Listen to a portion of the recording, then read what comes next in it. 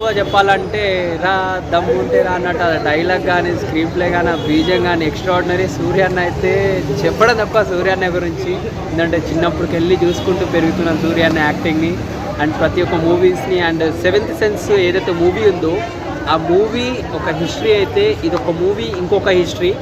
అక్కడికి ఇక్కడికి కంపారిజన్ ఏంటంటే మన టెక్నాలజీ గ్రాఫిక్స్ ఏఐ టెక్నాలజీ అంత పెరిగి గ్రాఫిక్స్ విజువలైజేషన్స్ పెరిగి ఒకప్పుడు మనం బాహుబలిని చూసినంత రేంజ్లో దానికి మించిన వంటి గ్రాఫిక్స్ తోటి ఇది ఒక మూవీ సూర్య అనేది వచ్చింది. ఎక్స్ట్రాడినరీ అని చెప్పొచ్చు మూవీ అయితే చూసేటప్పటికన్నిటికీ. ఆ విజువల్స్ కానీ ఆ యాక్షన్ సీన్స్ ఎలా అనిపించింది? మామూలు లేదు, ఒక ఎక్స్ట్రాడినరీ. ఆ ఫైటింగ్ సీన్స్ అయితే నిజంగా చెప్తున్నా ఒక రేంజ్లో ఉన్నాయి.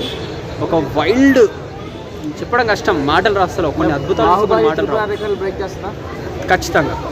దాని మించిన అంటే స్క్రీన్ ప్లే డైరెక్షన్ అయితే వేరే లెవెల్, స్టోరీ లైన్ అయితే బాగుంది. ఖచ్చితంగా ఆడియన్స్కి ఒక్కసారి కనెక్ట్ అయింది అంటే వదిలేరు ఆ స్క్రీన్ ప్లేని అయితే ఖచ్చితంగా.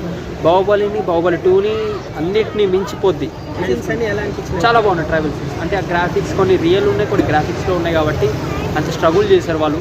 100% నా జడ్జిమెంట్ పరంగా నేను చూసిన విజువలైజేషన్ పరంగా నేను చూసిన వంటి స్టోరీ పరంగా అయితే ఖచ్చితంగా ఇది ఒక మంచి రికార్డ్ అయితే ఖచ్చితంగా రావాల్సింది ఈ మూవీకి అయితే. అంత మంచిగా ఇది ఒక పెద్ద లెవెల్కి అయితే ఖచ్చితంగా వెళ్తుంది, అవార్డ్స్ వచ్చే ప్రొవిజన్కి వెళ్తాయి ఈ మూవీ.